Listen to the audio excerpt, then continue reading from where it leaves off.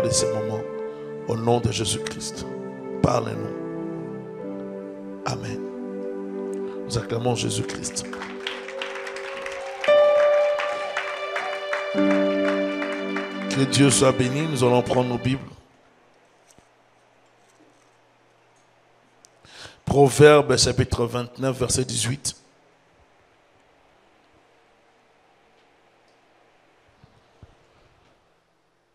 Quand il n'y a pas de révélation, le peuple est sans frein. Quand il n'y a pas de révélation, le peuple est sans frein. Heureux s'il observe la loi. Quand il n'y a pas de révélation, le peuple est sans frein. Amen. Nous sommes en train de parler sur le protecteur de la vision. Amen. Et je suis en train de parler de ces sujets. J'ai commencé depuis un temps. Je tiens à continuer pour nous amener à comprendre l'importance des protecteurs dans une église. Amen. Vous savez, chaque église est composée des membres. Et les membres à un certain âge spirituel deviennent des protecteurs de la vision de leur église. Dans des pays où il y a la persécution, et les membres ont participé, n'est-ce pas, à protéger leur église.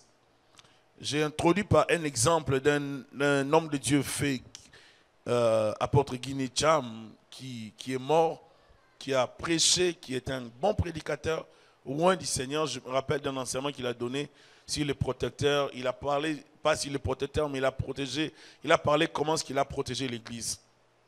Au Nigeria, on brûlait les églises et on malmenait les chrétiens, on menait vie dure aux chrétiens, on persécutait l'église. Et ces jours-là, on avait déjà brûlé plusieurs églises et il s'est rendu compte qu'il y avait quelqu'un qui était venu dans son église derrière qui mettait le feu. Il était costaud, il est allé derrière, il a vu le monsieur qui mettait le feu, il a pris le monsieur, il a donné des coups. Je n'ai pas dit qu'il a parlé en langue, je n'ai pas dit qu'il a dit, tu vois, on peut s'expliquer, il a donné des coups, ça prenait des coups physiques pour que la personne arrête. S'il ne donnait pas des coups, la personne n'allait pas arrêter. Je vais expliquer ceci. Et dans ces genres de circonstances, dans ces contextes du Nigeria, s'il ne l'avait pas fait, les messieurs-là n'allaient pas être intimidés. Les messieurs ne pouvaient pas être intimidés par l'intercession en ce moment-là. Ça prenait des coups pour qu'ils soient maîtrisés, afin qu'ils ne brûlent pas le temple du Seigneur. Est-ce que je me fais comprendre? La Bible dit, pour l'amour de Sion, je me tairai. Donc nous devons comprendre que pour l'amour de Dieu, pour l'amour de son temple, nous ne devons pas nous taire. Il y a des choses que nous devons faire, il y a des choses que nous ne devons pas faire. Il y a des actes à poser pour son église. Lorsqu'on aime son église, on la protège. J'aime l'église, je la protège. Je la protège par mon cœur, par mon attitude, par ma loyauté, par ma consécration. Je la protège, je la porte dans mon cœur. La protection de l'église, c'est fait de plusieurs façons. C'est fait par notre implication ministérielle, c'est fait par notre façon de prier pour l'église, c'est fait par notre façon de nous donner. Dans l'église, je vois l'implication, ça se fait aussi par la façon de donner, de soutenir la vision par les finances. On est impliqué dans la vision par tous ces moyens. On est impliqué dans la vision par l'évangélisation. On est impliqué dans la vision par, n'est-ce pas, le zèle. On se donne, on travaille pour Dieu. On ne s'attend pas à une rémunération quelconque. On s'attend à ce que Dieu nous rémunère, que Dieu nous paye. Et celui qui sert Dieu avec un tel cœur aura toujours sa récompense, sa bénédiction. Mais il y a aussi une race de personnes qui fréquentent les églises qui ne s'attendent pas à voir l'église prospérer, qui fréquentent l'église avec un esprit de problème. Est-ce que vous me suivez? Un esprit de problème, c'est-à-dire des gens qui aiment les problèmes à tout prix.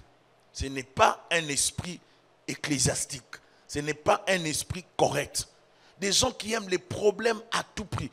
Partout où ils sont, il faut qu'il y ait un problème. S'il n'y a pas de problème, ils sont comme des démangeaisons, ils doivent en créer. Il ne faut pas créer des problèmes, il faut bien vivre dans la communauté. Parce que nous composons ensemble une famille. Les frères, la sœur qui est à ta gauche, c'est ton frère, c'est ta sœur. L'église, nous bâtissons, nous passerons, les gens continueront l'église. Peut-être les pasteurs de demain, ce sont des petits-enfants qui sont dans l'église. Mais si nous ne nous préparons pas par rapport au lendemain, le lendemain aura des soucis. Donc l'église ne doit pas exister seulement pour une période lorsqu'il y a des pasteurs. Non. Lorsque les pasteurs tirés là, ça existe. Si le pasteur n'est pas là et sa femme, ça n'existe pas. Non. Vous êtes des serviteurs, l'église ira de l'avant. Amen. Et c'est comme ça que l'église de Dieu fonctionne. L'église est portée par tout le monde. Il ne faut pas se dire que si je n'y vais pas, l'autre va faire. Non. Si je sais que je devais faire quelque chose, je dois m'arranger à être là pour faire ce que je devais faire. Je ne dois pas compter sur quelqu'un d'autre. Il est important d'avoir cette prise de conscience dans l'église. Et plusieurs personnes ne se rendent pas compte qu'elles ont déjà embrassé, je ne sais pas moi, la voie, n'est-ce pas, de la négligence. La Bible dit, maudit soit l'homme qui fait l'œuvre de Dieu avec négligence. Si tu négliges l'œuvre de Dieu, si tu travailles avec négligence, ça peut ne pas être vu de cette façon pour nous. Nous pouvons, selon notre jugement, dire que nous sommes en train de bien faire les choses. Mais Dieu qui est aux cieux voit comment nous nous préoccupons de sa maison. Si vous lisez dans Agé chapitre 1er, 1 à 2, vous allez vous rendre compte que Dieu fait des remarques à travers les prophètes. Il dit, vous vous préoccupez de vos maisons, vous vous préoccupez de vos vies, mais ma maison, mon temple est abandonné. Les gens ne se préoccupent pas de ma maison. Et Dieu intervient pour dire que ça ne devrait pas être comme ça. Mais c'est ce qui s'est fait dans l'église. Plusieurs personnes ne comprennent pas l'impact, l'importance de l'église dans leur vie. L'église est là pour nous protéger. L'église est là pour nous conduire au ciel. La Bible dit quand il n'y a pas de vision, de révélation, le peuple est sans frein. Celui qui n'a pas une vision ne saura pas où aller. Il se dirige comme ça. Dès qu'on arrive dans un endroit, nous devons savoir comment fonctionnent les gens de cet endroit. Dès qu'on arrive dans une entreprise, on ne peut pas aller tout le temps dans les bureaux du chef, du directeur, ainsi de suite. On ne peut pas se promener n'importe comment. Il faut chercher à voir, n'est-ce pas, les codes de bonne conduite, savoir comment l'entreprise fonctionne. C'est très, très important de comprendre la vision de l'entreprise pour bien fonctionner dans cette entreprise. La seconde année, on peut lire Agé 1, ainsi parle l'Éternel des armées, la seconde année du roi Darius, le premier jour du 6e mois, la parole de l'Éternel fut adressée par Agé, le prophète à Zorobabel, fils de Shealtiel, gouverneur de Juda, et à Josué, fils de Jotsadak, le souverain sacrificateur, en ce mot. Ainsi parle l'Éternel des armées. Ce peuple dit, le temps n'est pas venu, le temps de rebâtir la maison de l'Éternel. Pour eux, ce n'était pas le temps de rebâtir.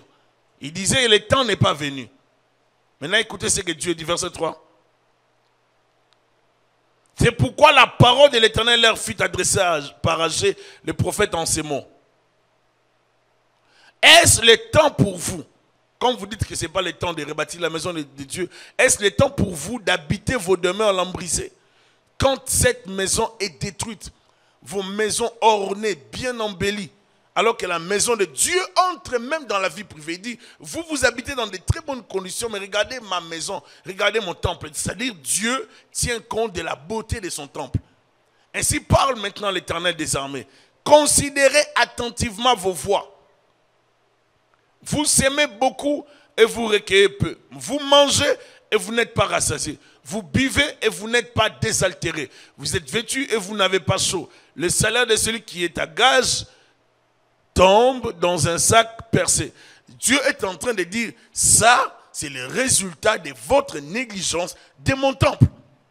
Ainsi parle l'Éternel des armées. Considérez attentivement vos voies. Montez sur la montagne, apportez du bois et bâtissez la maison. J'en aurai de la joie et je serai glorifié, dit l'Éternel. Vous voyez ce que Dieu est en train de dire? Montez, allez chercher du bois, allez couper les bois. Transportez les bois, amenez les bois, travaillez les bois et construisez ma maison. Montez sur la montagne, apportez du bois et bâtissez la maison. J'en aurai de la joie et je serai glorifié, dit l'Éternel. Donc Dieu aura de la joie si tu bâtis sa maison et non ta maison. Vous comptiez sur beaucoup Et voici, vous avez eu peu. Vous l'avez rentré chez vous, mais j'ai soufflé dessus. Pourquoi dit l'Éternel des armées? À cause de ma maison qui est détruite, tandis que vous vous empressez chacun pour sa maison. Vous voyez? Est-ce que vous voyez? C'est important pour nous de comprendre la vie de l'Église. C'est pourquoi les cieux vous ont refusé quoi? La rosée. Et la terre a refusé quoi? Ses produits. Donc, même la prospérité sur la terre est liée à la vie de l'Église. Est-ce qu'on peut dire amen? Pour nous, chrétiens, nous croyons à cette vérité. Donc, nous devons avoir en tête la vision du temple, la vision de Dieu. Et cette vision, c'est de servir Dieu dans notre génération. De ne pas vivre dans la négligence. Par moments, on oublie de servir Dieu et on se préoccupe de plusieurs choses. Lorsqu'on ne comprend pas dans quoi on embarque, on ne donnera pas le maximum. Il y a des gens qui viennent à l'église, mais qui ne comprennent pas le pourquoi de l'église et qui ne font rien pour comprendre comment l'église fonctionne. Il y a d'autres qui viennent à l'église qui sont des acteurs qui font en sorte que l'église fonctionne. Si les églises sur la terre fonctionnent, c'est parce qu'il y a des chrétiens qui sont conscients. Et ce sont ces chrétiens qui font en sorte que ces églises-là fonctionnent. N'eût été ces chrétiens conscients, les églises, plusieurs allaient fermer. Pourquoi? Parce que ces chrétiens donnent leur temps, leurs idées, leur intelligence, leur argent, leur énergie pour que les églises fonctionnent. L'église ne fonctionne pas seulement avec la prédication. Ça fonctionne avec les soutiens sur tous les plans. Les pasteurs ne peuvent pas être partout en même temps. Le pasteur est là comme visionnaire, comme encadré, comme dirigeant, comme père spirituel, c'est tout. Mais le pasteur ne peut pas tout faire en même temps. Sinon, le pasteur doit être là-bas pour projeter, le pasteur doit être là-bas pour filmer, le pasteur doit être partout. Dans la table, le pasteur doit être dans les sons, le pasteur doit être dans l'accueil. Ce n'est pas comme ça que ça fonctionne. Donc l'église a besoin de tout le monde. Tout le monde est important dans l'église. Il n'y a pas de plus important. Il y a un langage que j'ai eu à entendre, il y a une période, on est privilégiés. Des privilégiés, je ne sais pas. Est-ce que dans une église, il faut qu'il y ait des privilégiés? Il n'y a pas de privilégiés. Moi, en tant que pasteur, j'aime tout le monde. Mais par moments, en exprimant l'amour envers les gens ne comprennent pas. Et certaines personnes pensent qu'on ne les aime pas, ou on les aime moins. Mais en tant que pasteur, on aime tout le monde. Ah, ça, je vous l'ai dit. Amen. Mais maintenant, je ne peux pas parler avec Nelly de la même façon que je parle avec Tessie ou bien de la même façon que je parle avec Benjamin. À chacun son tempérament, son attitude, son caractère, sa personnalité. Il y a des gens qui ne coulent pas, il y a des gens qui coulent. C'est-à-dire que dès que tu te présentes, toi-même tu ne provoques pas, la personne elle-même coule. Donc vous savez qu'il y a la causerie. Mais il y a des gens qui ne causent pas. Mais en tant que pasteur, qu'est-ce que je fais? Je provoque la causerie, je parle un tout petit peu, selon ton humeur, selon ce que tu affiches. Selon toi, j'essaie un peu d'y aller un peu avec sagesse parce que tu ne coules pas. Mais il y en a d'autres, j'ai dit à une personne, mais écoute ma soeur, c'est toi le problème, c'est pas moi. Non, je parle bien avec l'autre parce que l'autre est comme ça. Ça n'a rien à voir que je vais parler à l'autre et je ne vais pas te parler. Non, c'est l'autre qui m'aide à bien parler avec. Toi, tu n'aides pas quand on te parle comme ça. Je ne peux pas te parler 5 minutes parce que tu n'appelles jamais. Et puis lorsqu'on se voit à l'église, bonjour pasteur, bonjour. Tu ne veux même pas qu'on continue de parler.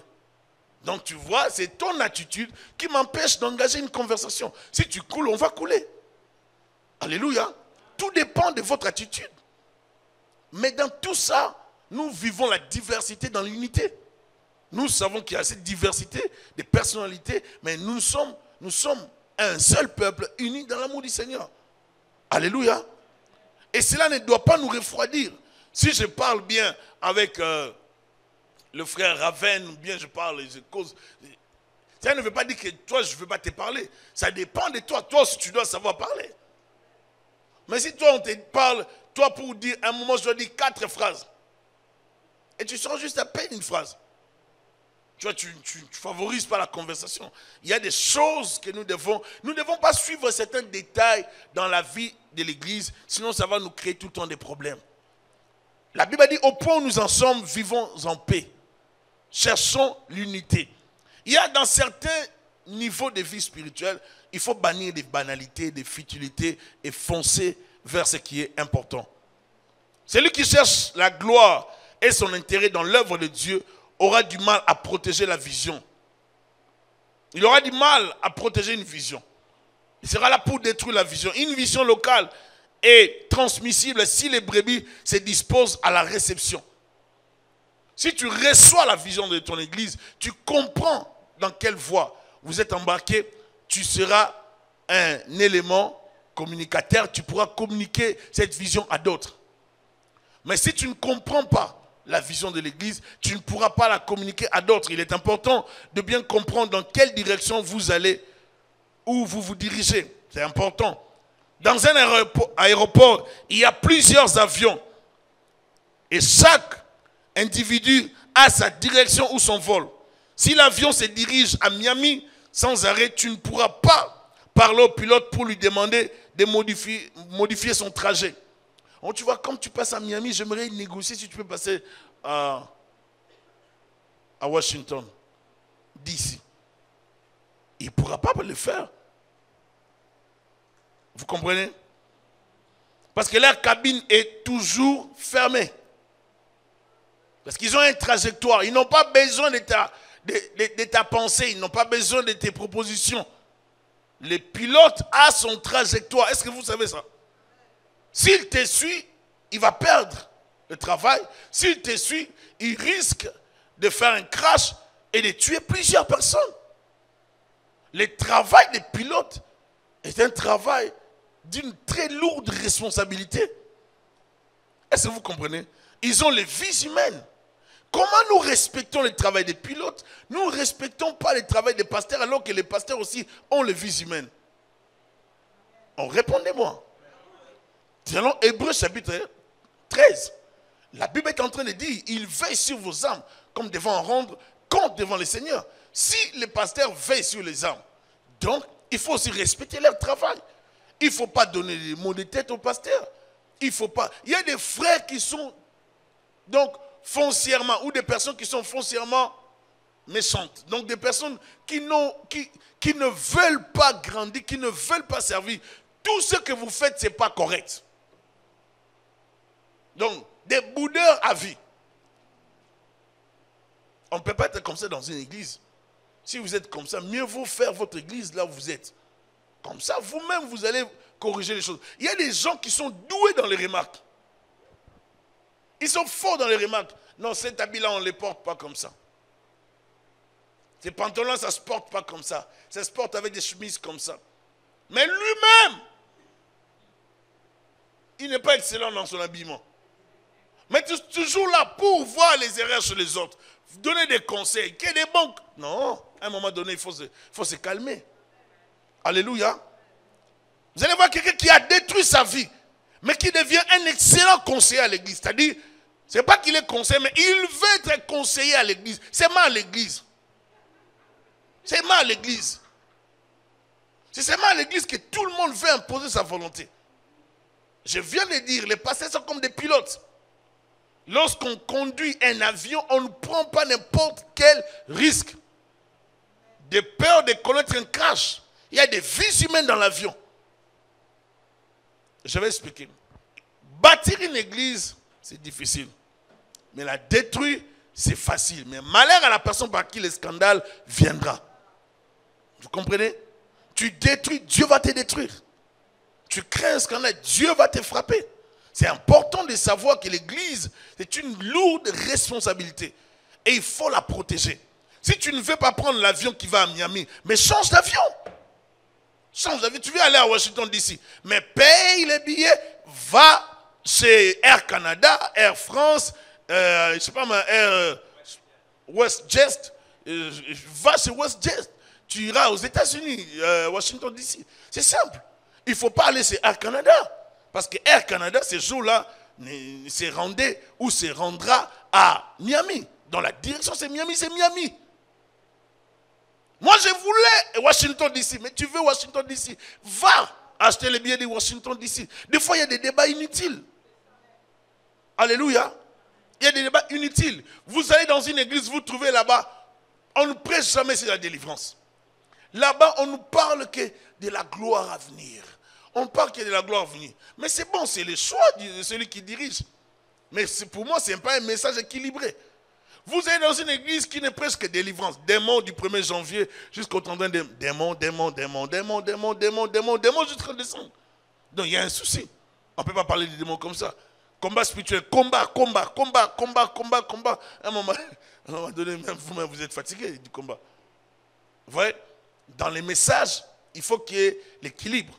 La repentance, la consécration, le retour du Seigneur, n'est-ce pas, les dons spirituels, les combats spirituels, la délivrance, la guérison, la gloire de Dieu, la puissance de Dieu, la conscience chrétienne, la crainte du Seigneur, l'amour du prochain. Toutes ces choses doivent être prêchées dans l'église. L'amour de l'église, les services dans une église locale, ainsi de suite. Plusieurs thèmes, pas seulement le même thème tout au long de l'année. Les gens seront fatigués de ça. On ne peut pas maintenant imposer. Non, comme là-bas, moi j'ai appris les combats. Ici, vraiment, il n'y a pas vraiment beaucoup de combats. Tu veux qu'il y ait quel combat? Qu'on prenne les âmes?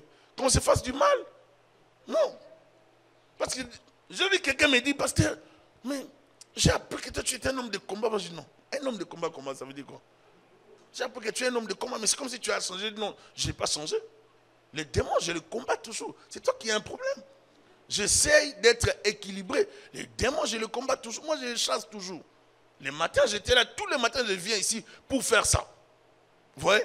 Maintenant, en tant que pasteur, je ne peux pas amener dans l'église, au peu de peuple de Dieu, juste les démons. Ils vont connaître plus de démons, ils n'auront pas de manière.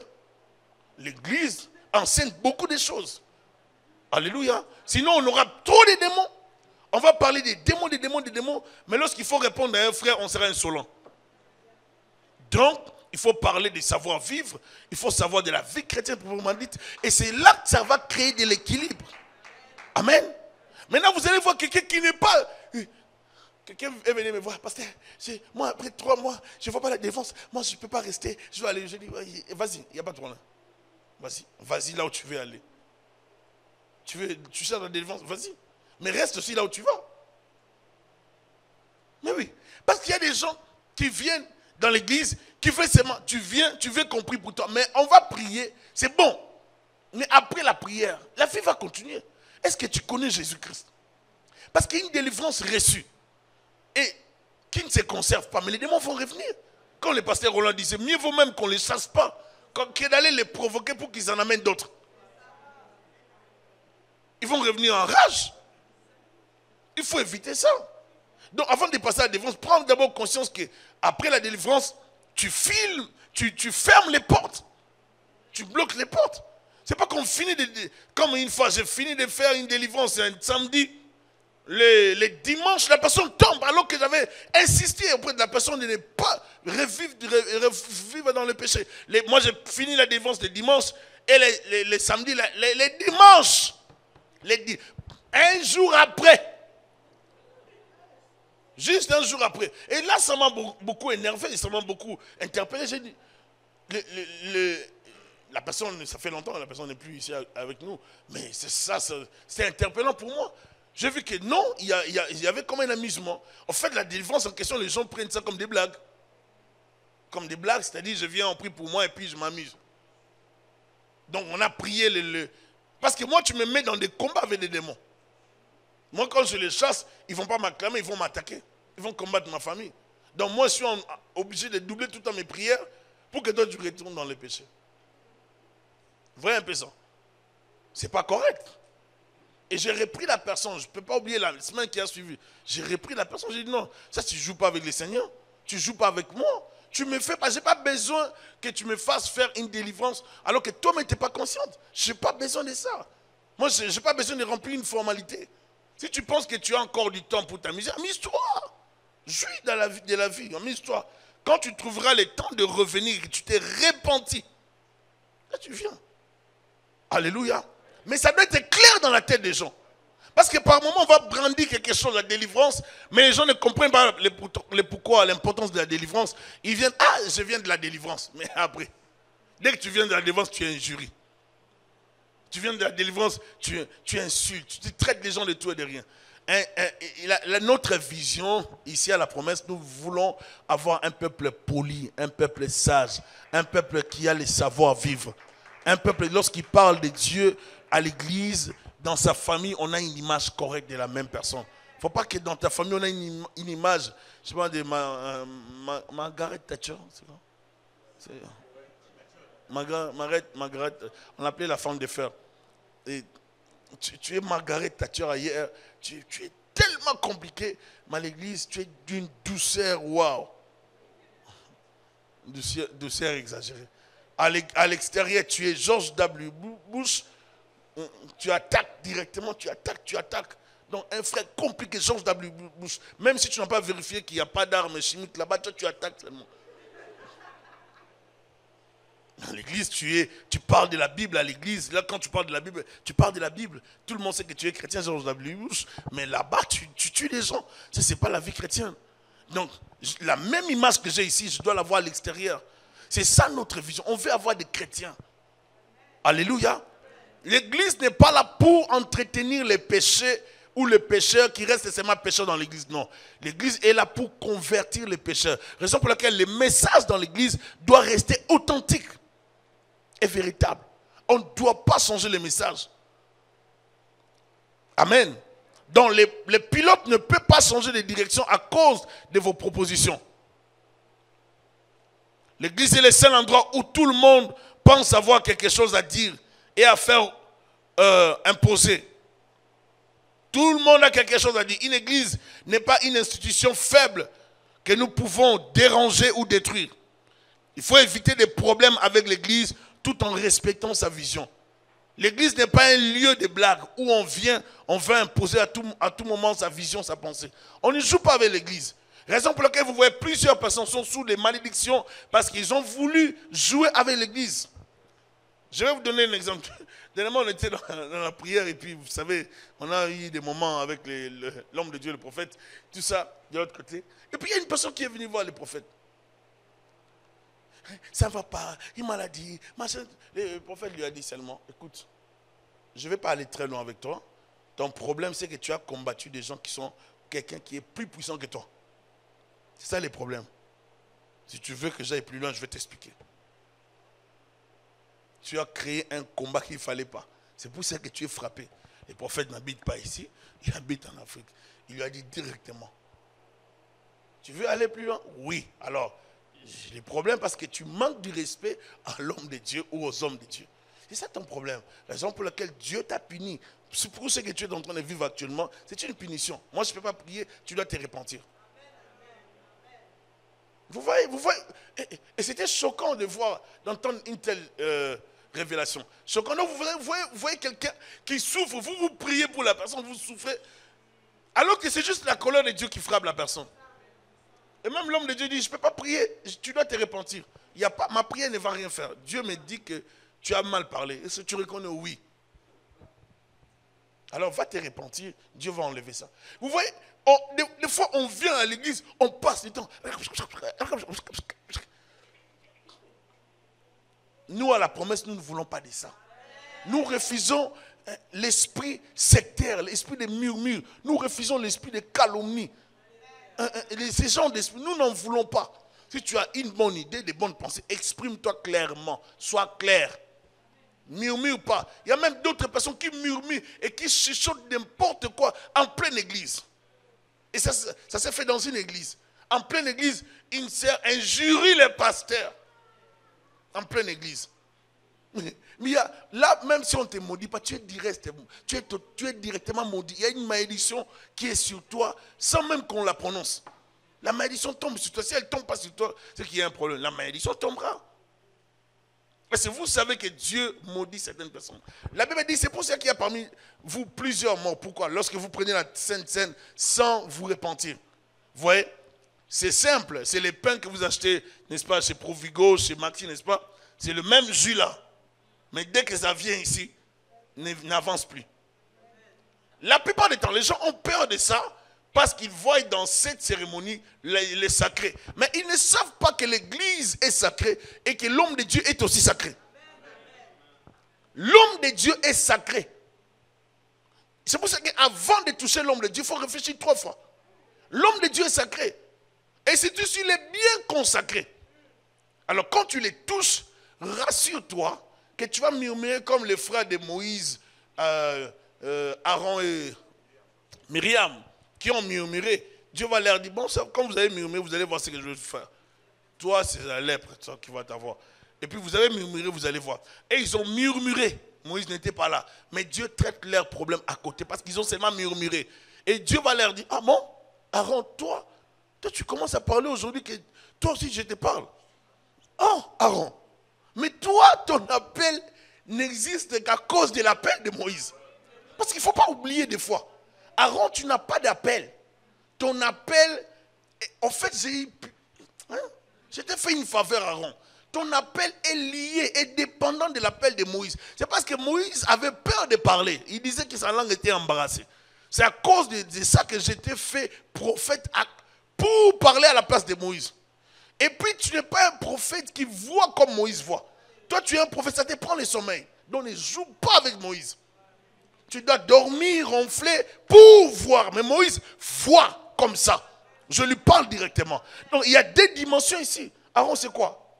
Vous voyez comment Dieu nous traite. J'aimerais vous dire ceci. Bien aimé, Dieu fait grâce à qui il veut. Moi, je n'envie pas quelqu'un dans sa grâce. Je me contente de ce que j'ai. Mais je cherche à aller plus loin. Mais je me contente. Je vois aujourd'hui dans les églises des chrétiens qui n'ont pas la soif de Dieu. Des chrétiens qui n'ont aucun désir. Nous, lorsqu'on nous a appris les choses de Dieu, on grandissait avec le désir. La soif d'être utilisé par Dieu. De grandir dans la parole. De comprendre les Écritures. Mais aujourd'hui, dans l'église du Seigneur, il y a des chrétiens qui n'ont aucune vision de la croissance spirituelle. Aucune soif. Ils sont là seulement par formalité.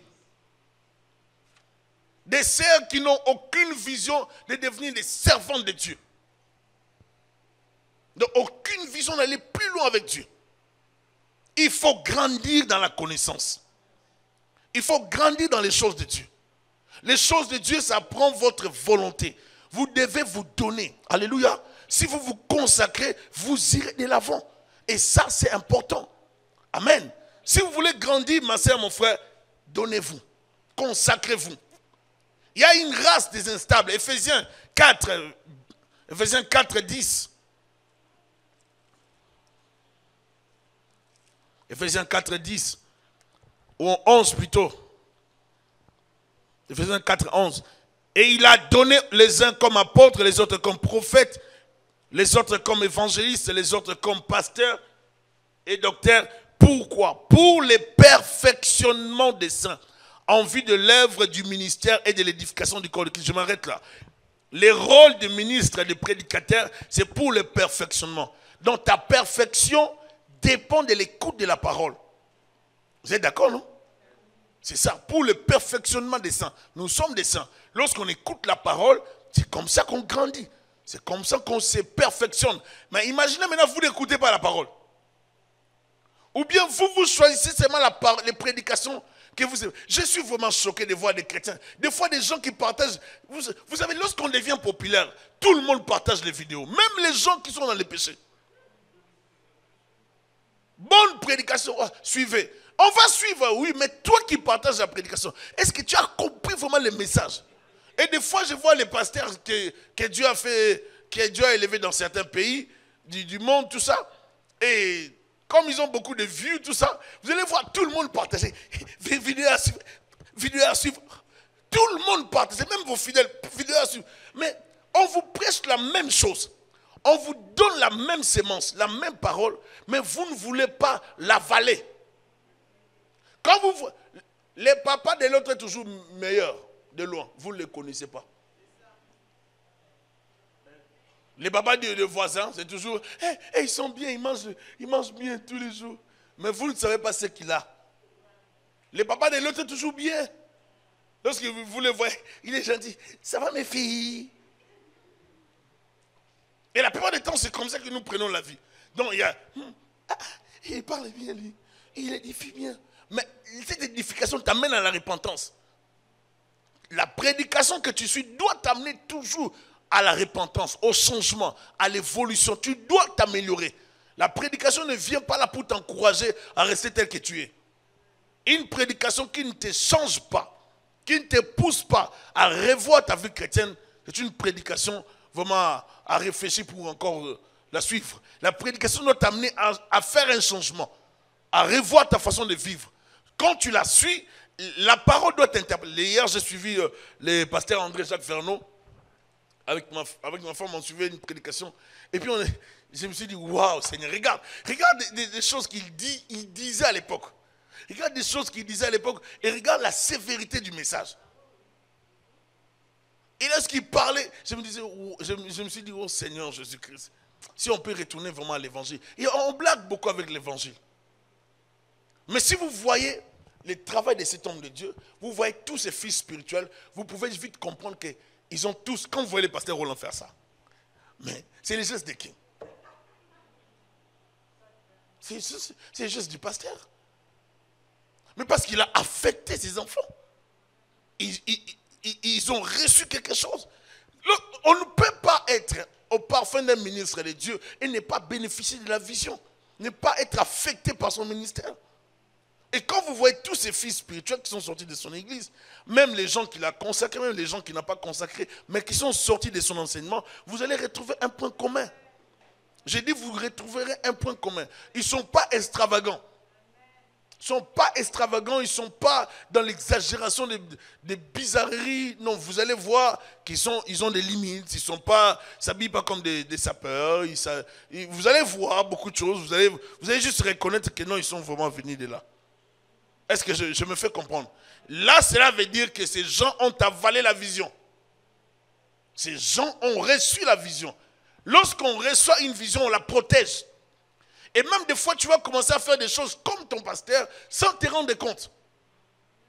Sans te rendre compte parce que tu es affecté par le ministère. Comment voulez-vous, votre pasteur craint le Seigneur? Toi, tu l'écoutes souvent, mais toi, tu ne crains pas. Non, lui, là, un grand dragueur. Oh.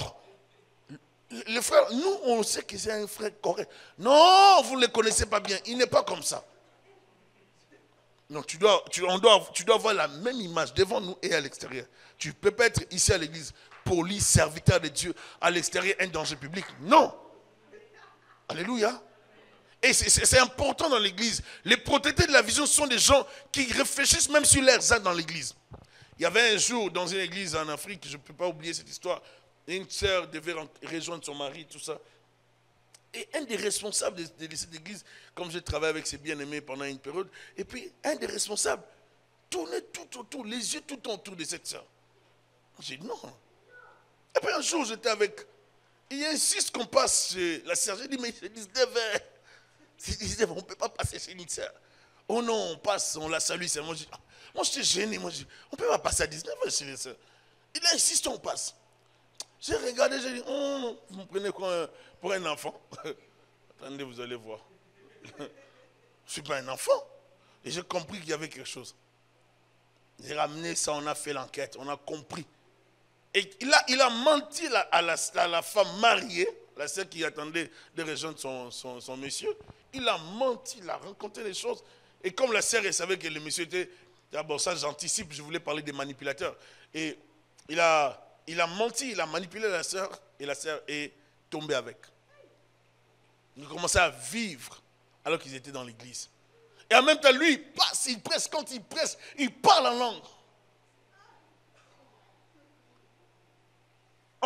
Il y a des gens qui tombent, on peut faire l'erreur et on se répand. Mais pas on vit. Et quand tu te répands, tu vois un homme de Dieu. Tu vois un homme de Dieu pour qu'on traite ton problème. Ça prend un suivi pour que tu arrêtes avec. Sinon, tu risques de continuer. Et là, il a continué dans l'église. C'est-à-dire, vous pensez travailler avec quelqu'un, mais la personne est en train de détruire, d'assassiner dans l'église. Et là, il n'a pas fait ça avec la seule personne. Il a tenté de le faire avec une autre sœur. Là, il donne rendez-vous à cette sœur. Il dit, toutes les sœurs vont se retrouver à tel endroit parce que c'est ça. Parce qu'il y a une telle réunion. Alors, la réunion dont il parle à la sœur, c'est une réunion montée. De toutes pièces, elle n'existe pas, elle n'est pas reconnue dans l'église. L'autre sœur se déplace, elle arrive au lieu de la réunion. Elle se rend compte qu'on l'accueille comme la fiancée. Et je suis en train de vous dire des choses vraies.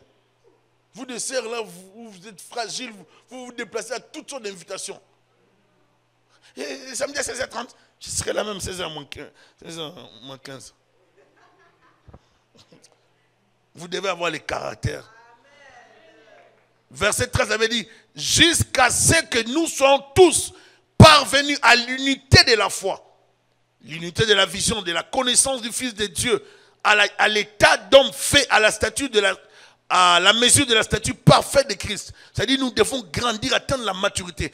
Ainsi, nous ne serons plus des enfants flottants et emportés à tout vent des doctrines par la tromperie des hommes, par leurs ruses dans le moyen de séduction. Mais en professant la vérité dans l'amour, nous croîtrons à tous égards en celui qui est le chef, Christ. Ainsi, nous ne serons plus des enfants flottants. À un moment donné, il ne faut plus flotter. À un moment donné, il ne faut plus flotter. Tu ne peux pas être là tout le temps. Il y a un mouvement à gauche, on part à gauche, à droite. Il y a un mouvement à gauche, on part à gauche. Il y a un mouvement devant, on part devant. Il y a un mouvement en arrière, on recule. À un moment donné, un chrétien doit être stable. Alléluia. Un chrétien doit être stable. Nous, lorsqu'on grandissait, nos pasteurs nous ont appris à être stables dans l'église, à manger dans l'église, à grandir dans l'église. La plupart des pasteurs que j'ai connus, je les ai connus à l'église, pas à l'extérieur de l'église. Amen.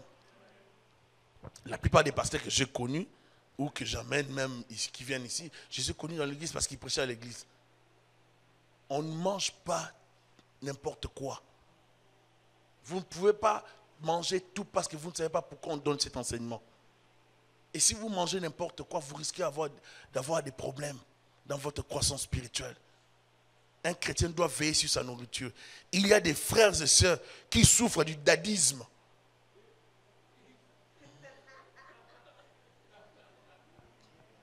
C'est-à-dire pour eux, tout le monde est leur daddy. Vous ne pouvez pas avoir dit daddy. Vous pouvez avoir tout le monde parle. C'est mon daddy. Oh non, moi je suis ton daddy. L'autre c'est ton daddy. L'autre c'est ton daddy. Mais finalement, d'abord, à lui il prie pour toi. Lui il jeûne pour toi. Donc dadisme exagéré. Oh, dites amen. J'insiste encore. Il ne faut pas souffrir du dadisme exagéré. Tout le monde n'est pas ton daddy. Lui, c'est mon pasteur, mon daddy, oui. L'autre, c'est mon pasteur, oui. Il est pasteur, oui. Mais ce n'est pas mon daddy. Vous pensez que j'invente ça? J'ai prévu de vous le dire ici, à l'église, de vous le dire. Tout le monde n'est pas votre daddy. Amen. Non, c'est notre pasteur, oui. C'est un homme de Dieu, je le respecte. Mais il n'est pas mon daddy. Parce que moi, je ne vais pas passer mon temps ici le matin prier pour toi. Et tu me mets au même niveau que tout le monde. Non, il ne faut pas faire ça. Non. Je suis clair dans ce que je dis. Les daddies, on les respecte. Vous souffrez de dadisme. Sur Internet, je vois des gens. Lui, c'est ton daddy sur Internet. Mais qu'est-ce que vous avez des liens avec ces daddies-là sur Internet? Le pasteur Roland, ce n'est pas votre daddy. Vous voyez, je cite son nom. Le pasteur Roland n'est pas votre daddy. Le prophète Jogras, ce n'est pas votre daddy. Oh, prophète, daddy Jogras. Non, prophète Jogras. Vous ne créez pas de problème ici. Il faut éviter ça. Tu vois les prophètes Jogras qui viennent. Comme tu sais qu'il est sur Internet, ton temps, c'est tu poses, tu écris des requêtes. Tu penses qu'il va prier pour ça? Tu te leurres. Tu te leurres. Je te dis que tu te leurres. Je voyais là, je citais son nom. Pasteur Roland. Il y a même des gens qui viennent. Nous avons reçu le pasteur Roland Dalo ici qui vient. Il y a un monsieur qui m'a manqué du respect ici à l'entrée de l'église. J'ai rigolé, j'ai dit, oh là là. Juste parce que le pasteur Roland est venu. Donc vous tous, vous êtes devenus des fils spirituels de pasteur Roland. Si Dieu ne l'avait pas élevé, vous n'alliez même pas les considérer comme ça. Lorsqu'il a eu des problèmes, des accusations, vous n'étiez pas là. Vous n'avez rien fait pour les considérer. Maintenant, on les fait venir ici pour la première fois ici. Vous manquez de respect à ceux-là ou à celui qui a fait qu'il arrive dans le pays. Mais à un moment donné, les gens doivent réfléchir.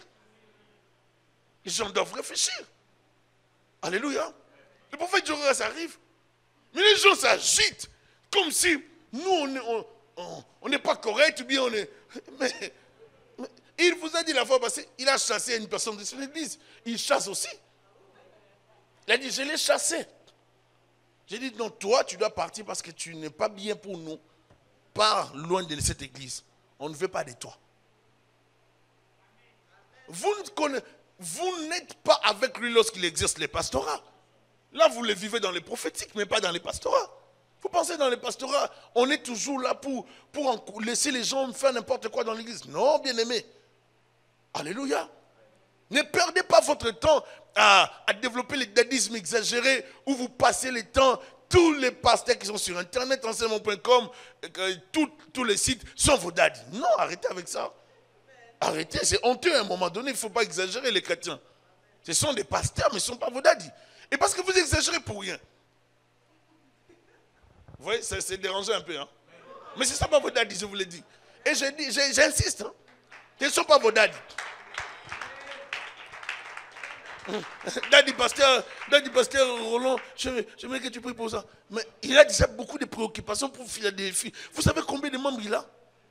Vous pensez avec tous les membres qu'il a, j'ai même appris pour qu'il puisse te donner les rendez-vous. Les rendez-vous, je crois, c'est 5 ou 7 minutes. Si tu viens, tu dis tes choses directement. Et 7 minutes, on te sort de là. Les gens qui sont là, c'est du matin au soir, et on te sort, c'est 7 minutes, c'est 7 minutes.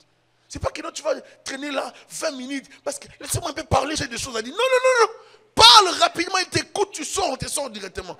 Parce qu'il y a beaucoup de gens qui attendent. Vous voyez une telle personne prendre, vous le voyez avec sa charge lourde qu'il a sur lui. Vous écrivez même des emails. Vous pensez qu'il a le temps de lire ça? Il est tellement occupé. Arrêtez de surcharger certains hommes de Dieu. Est-ce qu'on se comprend bien? Vous avez votre pasteur, vous avez vos pasteurs, mais consacrez-vous dans votre église, donnez-vous. Il ne faut pas souffrir de cette maladie. Vous êtes mal à l'aise chez vous, vous êtes à l'aise ailleurs. Lorsque j'ai vu un frère, il ne faut pas être à l'aise ailleurs. Sois à l'aise dans ta maison. Toi, je te vois ailleurs, dans ton église, tu es comme malade. Mais à l'extérieur, dans ton autre église, là, tu es comme... Oh, même moi, je dis, oh, ça... Il y a une délivrance ou quoi? Non, manifeste ça à l'église. Il ne faut pas être à l'aise dans une autre église. C'est qu'il y a un problème. Il ne faut pas faire l'amour de ton pasteur, le respect de ton pasteur à l'extérieur. J'ai dit à quelqu'un, est-ce que tu m'as déjà accompagné lorsqu'il n'est pas à prêcher? Accompagne-moi. Ah oui, accompagne-moi. Parce que des fois on parle, vous parlez. Il faut à un moment donné se calmer. Il faut à un moment donné se calmer. J'étais en Europe, la sœur, j'étais avec moi. Tu as vu des gens qui venaient de partout. Des gens qui venaient des provinces. Il faut des fois un moment de se calmer. Nul n'est prophète chez soi. Même Jésus a subi ce que nous subissons. Même Jésus, il arrive dans son village, ville natale. Il arrive, il n'a pas pu faire un miracle. Lui, Jésus. Parce que les gens le considéraient comme le fils de Marie. Il connaissait ses frères et sœurs. Et si vous avez cette mentalité, vous n'avalerez pas la vision de votre église. Et ce qui fait qu'une entreprise, une société, une église n'avance pas, c'est parce que les gens considèrent les contextes ecclésiastiques ou bien l'homme de Dieu comme leur ami. Avoir cette vision limite l'église. Si vous voulez que l'église aille de l'avant, vous devez donner du respect au leader, à l'homme de Dieu, au pasteur. Et le respect, je le revendique. Ce n'est pas un péché. Comme je l'ai écrit l'autre fois, il y a des gens qui n'ont même pas osé aimer ou écrire ce que je l'ai écrit. Je l'ai écrit.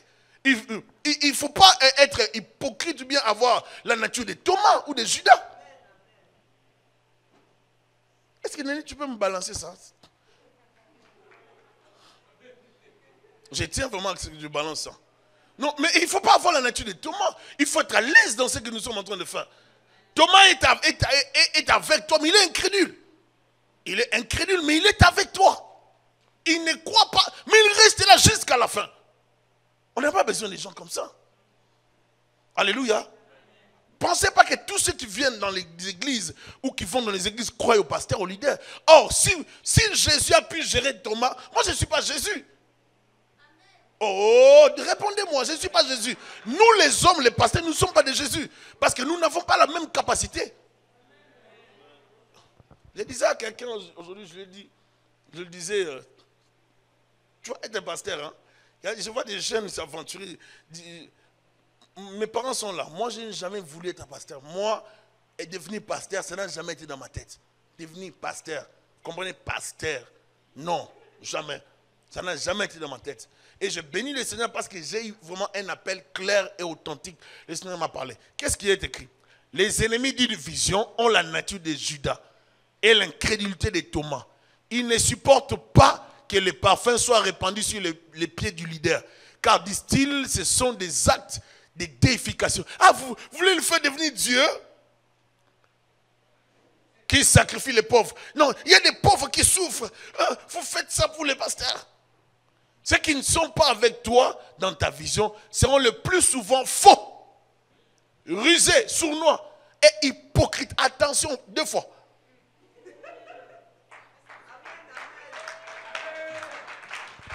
Maintenant, si toi tu n'as pas aimé ça, est-ce que tu es avec moi ou tu n'es pas avec moi?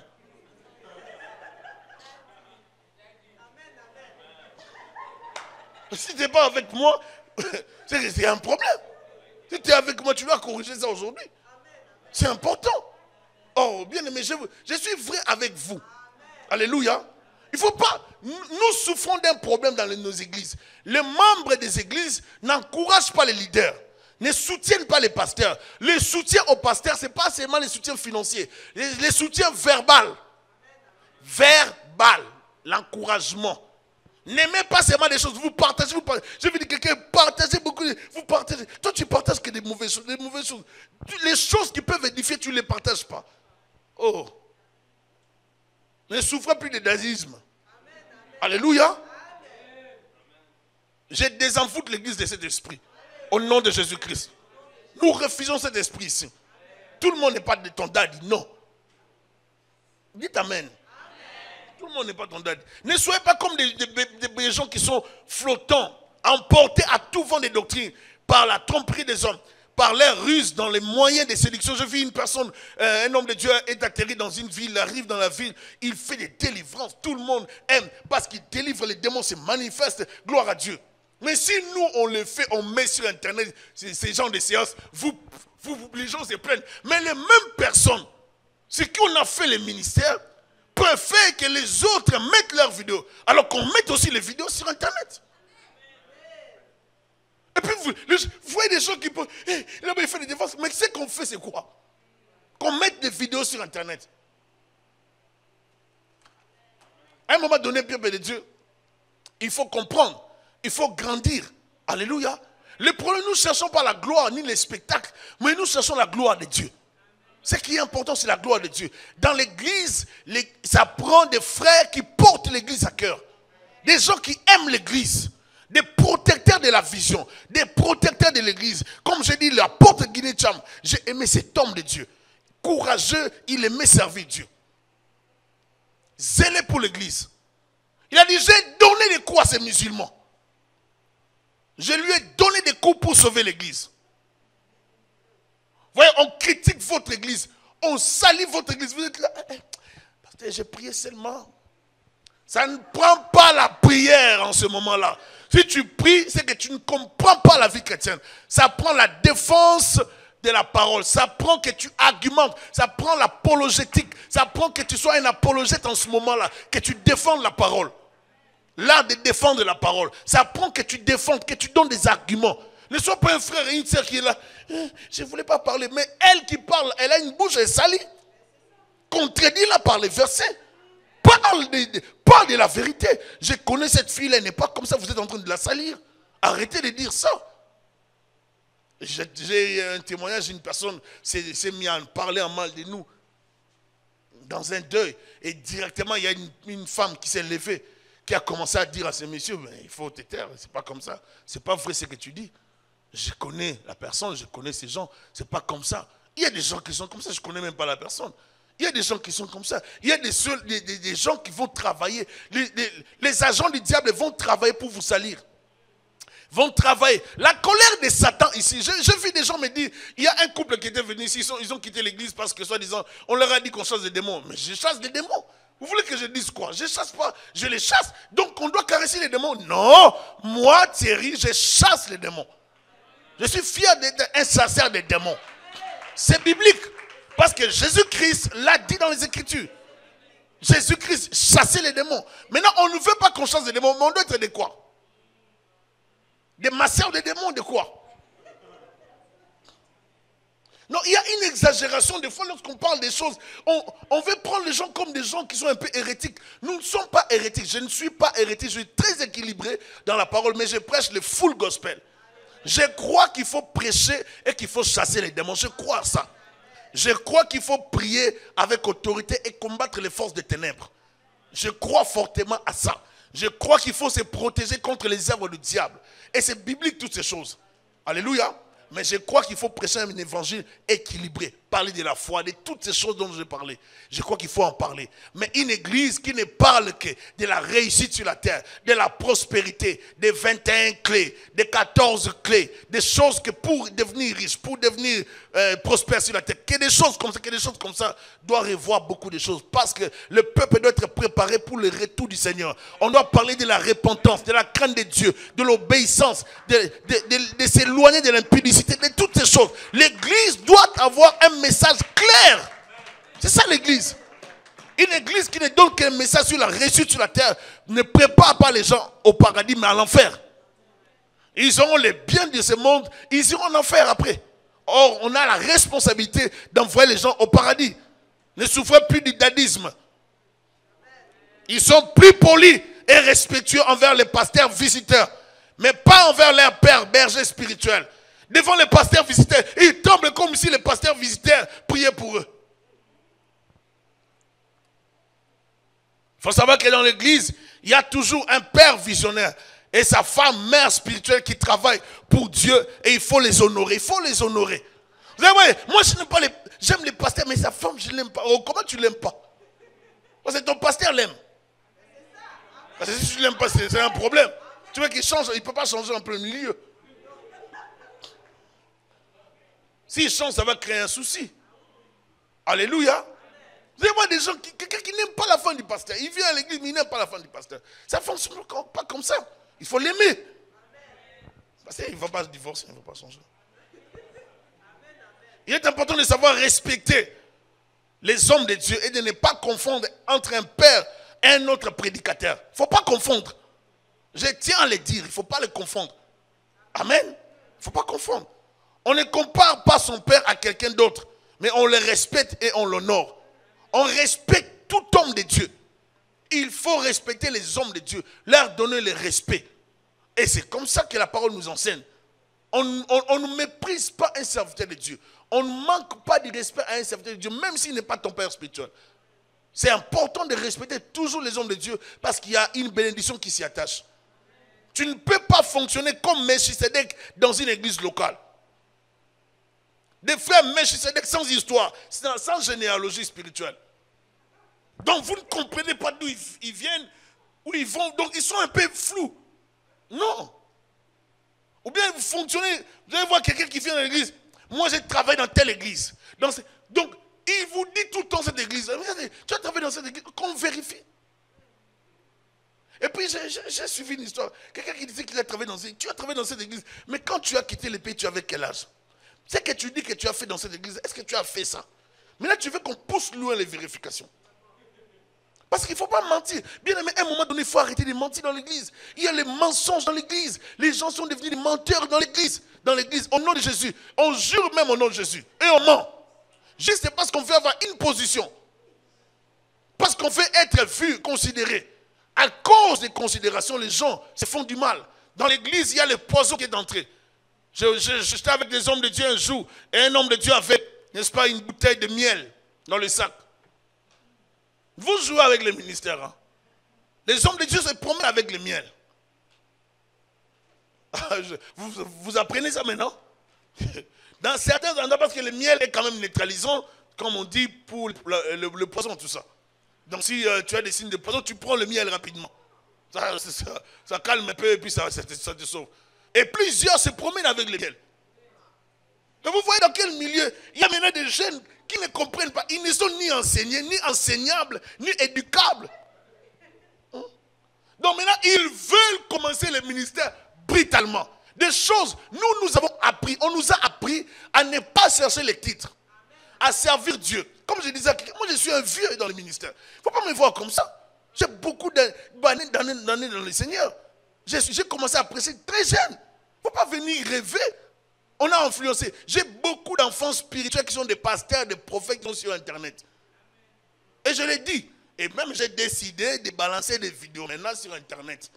Comme ça, je vais parler en fonction des vidéos sur Internet. Parce que je trouve qu'il y a des gens qui confondent beaucoup de choses. Qu'on nous appelle tous des prophètes, il y a prophètes et prophètes. J'ai parlé de Moïse et Aaron. Il faut savoir considérer les gens. Il faut savoir respecter les aînés dans la foi. Les aînés de la foi, on les respecte. Moi, quand je vois mes aînés de la foi, je ne les traite pas comme mes amis. Je les respecte. Je ne les vénère pas, mais je les respecte. Quand je parle avec un aîné de la foi, même au téléphone, je sens en moi directement le respect qui vient. Dès que je prends un aîné de la foi, je sens ça. J'ai appris ça. Donc je sens naturellement, j'ai parlé avec un aîné aujourd'hui qui m'a appelé. Directement, où j'étais, j'ai senti que je dois... Je me réajuster. Mais c'est comme ça. Je suis un chrétien bien éduqué dans l'église et dans la famille. Alléluia. Quelqu'un qui n'a pas bien reçu l'éducation dans la famille aura du mal à recevoir l'éducation de l'église. Aura du mal à s'adapter dans l'église. Et il cherchera à ce que les choses fonctionnent selon sa vision. Et comme ça ne se fera jamais, il créera des problèmes parce que cela ne se fera pas. Ça ne se fera pas, bien aimé. Pas de Melchisédek dans l'église. Une femme est venue dans une église avec des allures pastorales, avec des photos. Les pasteurs les reçoivent au bureau avec des photos. J'ai prêché, j'ai fait ça avec trop de photos. Bon Dieu, c'est pas bon, c'est pas un péché. Tu vois même cet homme de Dieu, on a travaillé ensemble, nous l'avons reçu, nous nous connaissons.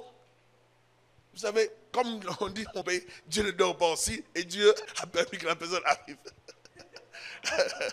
Donc vous comprenez le langage. Dieu ne dort pas aussi et Dieu a permis que la personne arrive. Quand Dieu ne dort pas, la personne est arrivée. Tu vois, quand tu me montres la photo, non, je connais telle personne, je travaille avec cette personne. C'est bon. Moi, j'ai dit, bon, ça va, attends, on va étudier. Et pendant qu'on étudie, la personne qui n'était pas encore venue au Canada arrive aussi.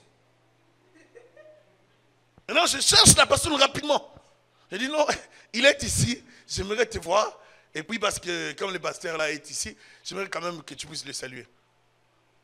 Et c'était l'occasion du départ de la personne. Et quand je pose la question au pasteur, j'ai dit, je parle d'une histoire vraie. Hein. J'ai posé la question au pasteur, est-ce que tu connais telle personne? Cette personne m'a présenté des photos de telle personne. Ça, est-ce que tu connais la personne? Il me dit, Thierry, je ne connais pas la personne. Les gens prennent des photos avec nous, Thierry. Lorsqu'on va prêcher. Donc je ne sais pas, je ne connais pas la personne. Et tu as dit quoi? Je vais dire ceci. Il y a des gens qui se promènent avec l'image d'autres personnes. Ça ne sert à rien. C'est pour ça que le peuple de Dieu, ne tremblez pas. Ne tremblez pas devant l'aspect extérieur. Ne tremblez pas. Il faut apprendre à être vrai. Vous n'avez pas besoin de chercher quoi que ce soit. Je suis arrivé en France, j'ai été reçu par un homme de Dieu, quelqu'un de bien. Dès qu'il m'a reçu, j'étais jeune, mais c'est moi qui l'ai encadré. C'est moi qui l'ai encadré. J'ai pris le temps de l'encadrer. Mais j'avais quel âge? J'avais 24 ans.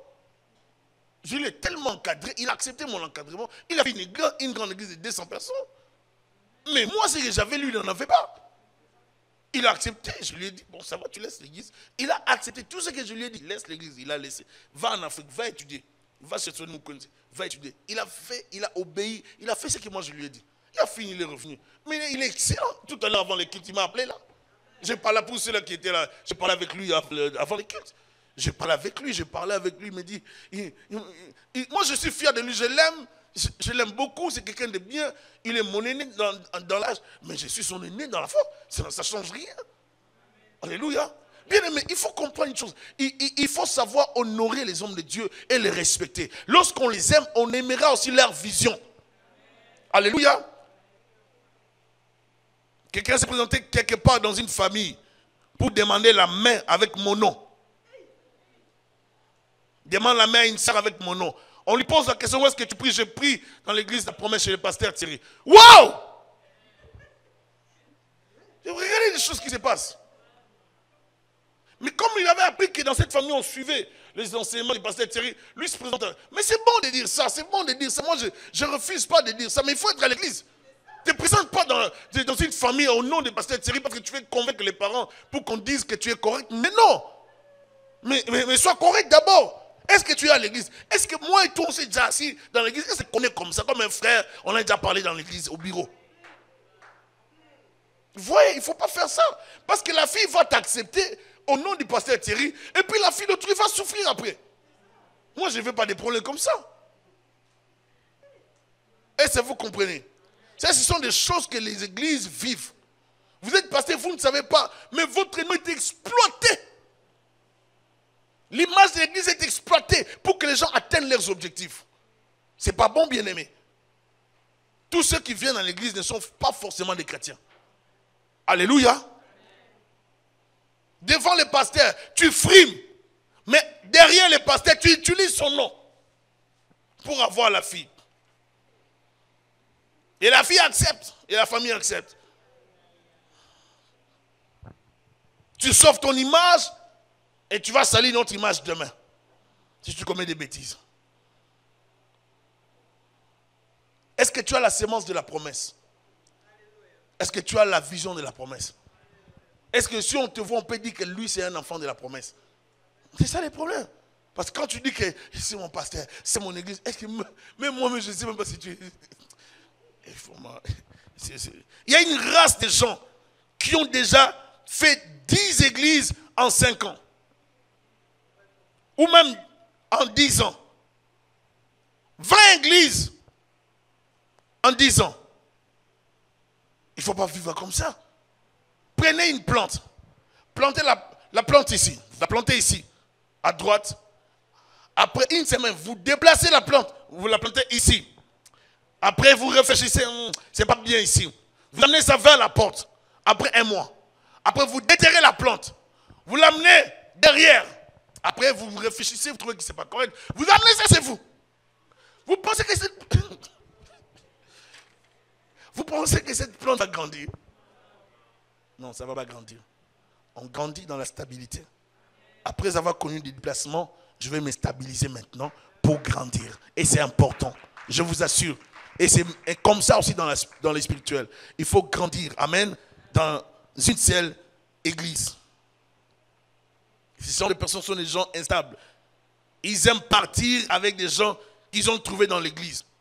Ils viennent à l'église, ils ne sont pas contents, ils veulent partir avec des gens qu'ils ont trouvés dans l'église. Il ne faut pas faire ça, ce n'est pas bon. Je vais parler rapidement des manipulateurs. Certaines personnes fréquentent nos églises et cherchent où on chasse les esprits. Lorsqu'ils viennent, moi je chasse qu'on prie pour moi. Je ne suis pas venu pour la parole. Moi je suis venu seulement pour la guérison. Je suis venu seulement pour le délivrance. On ne vient pas pour ça dans l'église. D'abord c'est la parole de Dieu. C'est la parole qui produit toutes ces choses. Alléluia. Dès qu'on arrive dans une église, on vient pour la parole. C'est la parole qui va vous donner la maturité, la croissance spirituelle. Amen. Bien, vous pouvez croiser un mormon. Un mormon va vous parler de Dieu. Hein? Donc vous risquez d'épouser un mormon alors que vous épousez un païen, un occulte. Parce qu'il vous parle de Jésus-Christ. Mais vous devez être éveillé. Oh non, c'est quelqu'un de doux, il parle pas. Il parle pas, ça veut dire quoi? Vous devez être clair dans la vision du mariage. Vision de la vie, vision de la parole, comprendre la parole. Alléluia. Alléluia.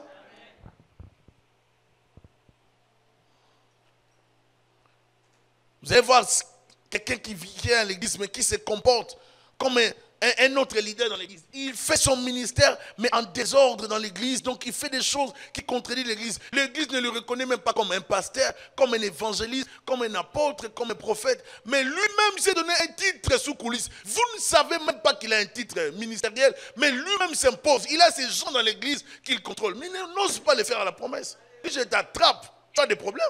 Tu peux pas les faire à la promesse. C'est un désordre. Et je vais vous expliquer pourquoi ça. Parce qu'il y a un frère qui a abusé d'une sœur avec ce genre de choses.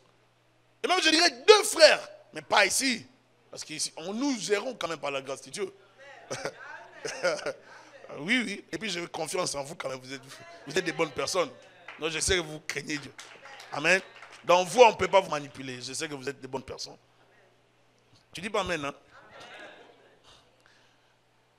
Ils ont toujours un langage déplacé, manipulateur, ces gens de personnes. Ils veulent déprécier l'image du pasteur, de sa femme et des leaders. Vous allez voir quelqu'un, quand vous voyez quelqu'un dans l'église qui n'a pas votre vision, vous allez comprendre. Il a toujours un langage qui critique. Il minimise.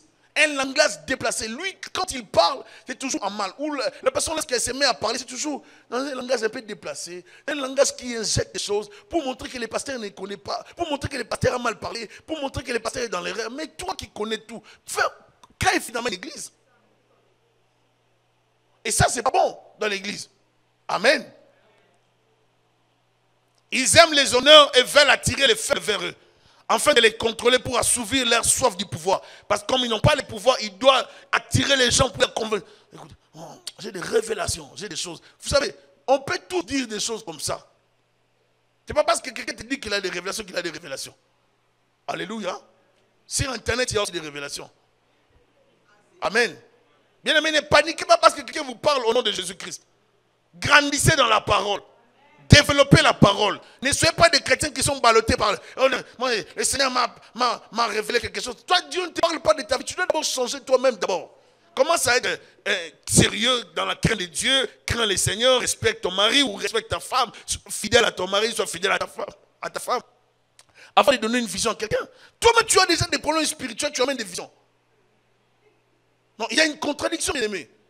Et donc, Carson est en train de dire ceci dans son message, il explique quelque chose, il dit, il y a une contradiction pour une repentance et une continuité dans le péché. Tu ne peux pas te repentir et vivre dans le péché. Il y a contradiction, c'est qu'il n'y a pas eu repentance.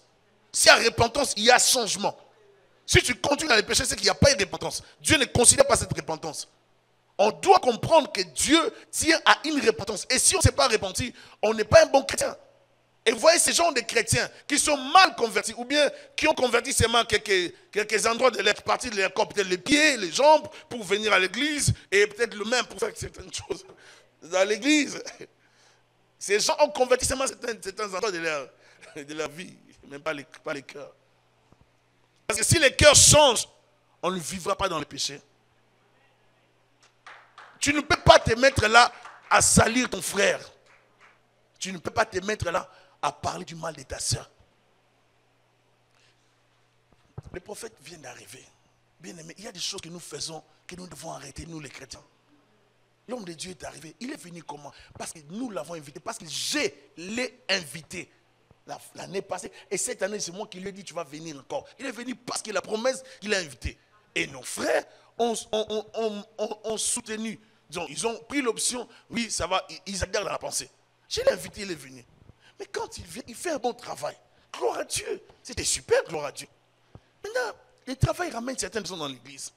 Vous, les anciens dans l'église, comment vous, la peine que le travail vient de finir, les gens reviennent dans l'église, vous commencez à leur larguer des bombes, vous commencez à leur dire des choses pour les détruire, pour les déstabiliser. Quand quelqu'un revient à l'église, on l'accueille à bras ouverts, on l'accueille dans l'amour, on l'accueille pas en murmurant. On ne met pas la personne mal à l'aise. On ne dit pas à la personne qu'elle s'habille mal. Il y a des choses qui sont charnelles. Il y a des gens, même si tu viens tout à l'église ici, verset de la tête aux pieds, ça ne va rien me dire. Ça ne va rien changer dans l'église. Ce sont tes habits, tu t'habilles comme ça. Qu'est-ce que tu fais de ton argent? Donc c'est ça. Tu donnes la dîme, 0. Si tu ne donnes pas la dîme, donc 0, 0, 0, 0. Et qu'est-ce que tu fais dans l'église? Est-ce que tu contribues pour le royaume des cieux? Rien. Donc vous voyez, ce n'est pas ça qui est important. Gucci totalement. Gucci, sac Gucci, chaussures Gucci, pantalon Gucci, chemise Gucci, collier gauche Gucci, les choses d'oreille Gucci, montre Gucci. C'est bien tout ça, c'est bien tout ça. Mais c'est pour toi, je ne te juge pas. Mais ne juge pas aussi les autres qui ne les portent pas. Respecte ton frère, ta soeur dans sa position. Dans notre vision, les choses sont claires. On respecte son prochain. On ne se préoccupe pas de la vie de l'autre. Nous ne voulons pas de ça. Laisse son frère s'habiller comme il s'habille. Si c'est propre, respecte-le.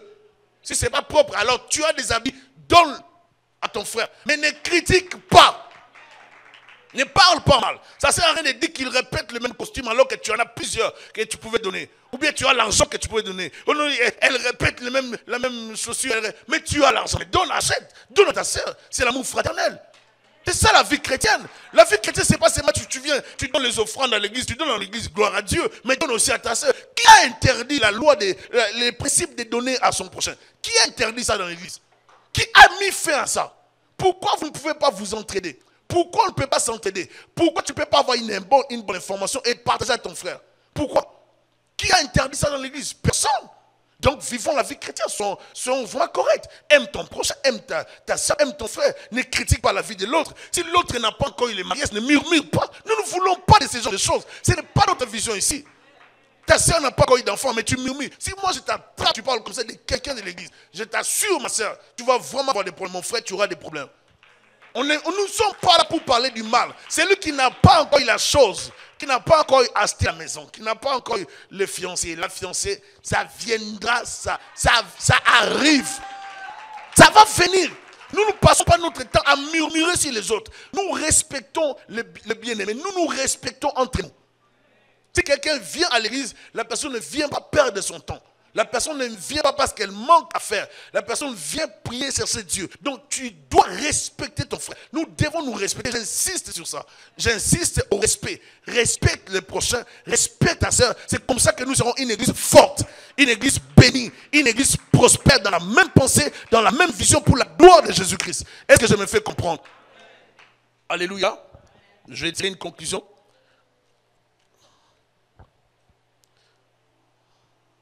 Ils ont toujours dans leur bouche du mépris envers l'église, envers le pasteur, comme je l'ai dit, envers la vision. Ils critiquent pour créer une rébellion. Ils pensent tout savoir, alors qu'ils ne maîtrisent même pas la doctrine biblique. Il y a des gens qui pensent tout savoir, alors que... si vous voyez quelqu'un comme ça, posez des questions à la personne. Bien aimé, ne soyez pas intimidés par quelqu'un. J'ai dit à l'église la promesse, ne soyez pas intimidés. Si quelqu'un, une sœur vient à l'église, un frère vient à l'église et qui se comporte comme quelqu'un qui maîtrise tout, mais qui est là dans la contradiction, posez des questions à la personne. Défendez l'église, défendez la parole. Ne soyez pas comme des craintifs, des peureux. Les timorés, des gens. Non, parlez. On vous autorise à défendre la parole. Il faut avoir les courage de défendre la parole de Dieu. Un frère m'a appelé pour se plaindre de son pasteur. Je conclue par cet exemple. Il se plaint. Il me parle, pasteur. Vraiment, je ne comprends pas. Si dans une église, quelqu'un, suivez-moi très bien. Quelqu'un qui commence à réunir des jeunes, il commence à aider les jeunes pour les encadrer. Est-ce que c'est un péché? Je dis, c'est pas un péché. Et maintenant, dans cette église, si le pasteur lui-même ne comprend pas, il n'a pas la vision, ce que le frère est en train de faire, qu'est-ce qu'il faut faire? Je dis, le frère ne va rien faire parce qu'il est dans cette église. Alors il me dit, bon, parce que moi j'ai dit, non, écoute, je ne veux pas que tu fonctionnes avec moi en parabole, je n'ai pas besoin de ça. Les frères c'est toi et les pasteurs c'est qui? Je pose la question comme ça. J'ai dit au téléphone, j'ai dit les frères c'est toi, les pasteurs c'est qui? Sinon je ne n'évolue pas. Je ne vais pas continuer dans la conversation, je suis désolé. Tu ne me fais pas parler en mal de l'homme de Dieu, je ne connais pas l'homme de Dieu, je ne vais pas non plus parler en mal de l'homme de Dieu. Je ne vais pas faire ces jeux-là, je ne joue pas avec ça. Tu ne me fais pas parler n'importe quoi envers l'homme de Dieu. Je respecte l'onction de Dieu, je respecte les serviteurs du Seigneur. Alors il me dit non, c'est tel pasteur, mais lui il ne comprend pas. J'essaie d'encadrer les gens, je dis non. Je l'ai écouté, je lui ai dit non, il a un problème ce garçon. Je lui ai dit bien aimé. Les pasteurs dont tu parles, c'est ton pasteur. Toi, tu es dans son église. Toi qui t'as formé pour que tu sois en mesure d'encadrer les gens. Je lui ai posé la question clairement. Qui t'a formé pour que tu encadres les gens? Oh non, mais comme nous étions au pays, au pays, mais toi tu étais enfant. Quand tu parles de cette jeunesse au pays, c'est nous qui étions membres de cette jeunesse. Toi, tu étais enfant. Tu ne peux pas me parler que tu as une formation. Qui t'a formé? Qui t'a formé pour que tu formes les gens dans cette église? Donc si les pasteurs là te refusent d'encadrer les gens, il a raison. Parce que par moment vous allez condamner les hommes de Dieu. J'ai défendu ces pasteurs là. J'ai dit non mon frère, tu ne peux pas faire ça. Et ma femme se rappelle de cette histoire. Le jour que j'ai répondu à ces frères là. Je dis tu ne peux pas le faire. Parce que c'est lui le visionnaire. C'est lui le pasteur. Il a souffert pour cette église. Tu ne commences pas à faire des réunions à son insu. Il ne sait pas. Toi tu réunis les gens. Et il t'interdit, tu t'énerves, tu te fâches. Et tu restes à la maison. Tu ne comprends pas l'église. Vous faites payer ces gens de sémences. Et plus tard, ce même frère était dans une autre église. Il arrive dans cette église. Il oublie qu'il m'avait déjà parlé de ça. Il commence encore la même chose dans cette église-là. Avec d'autres personnes, d'autres sœurs dans cette église-là. Et ils ont commencé à se retrouver un samedi. J'ai appris, j'ai donné. J'ai dit non, pas ici.